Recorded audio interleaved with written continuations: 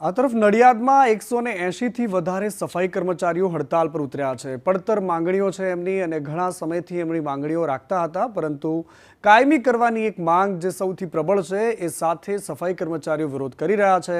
Outsourcing એજન્સીમાં તબદીલ કરવાનું કૃત્ય ગેરકાયદેસર છે તેવું પણ તેઓ કહી રહ્યા છે। નિરાકરણ નહીં આવે તો ઉગ્ર આંદોલનની ચીમકી પણ ઉચ્ચારવામાં આવી રહી છે।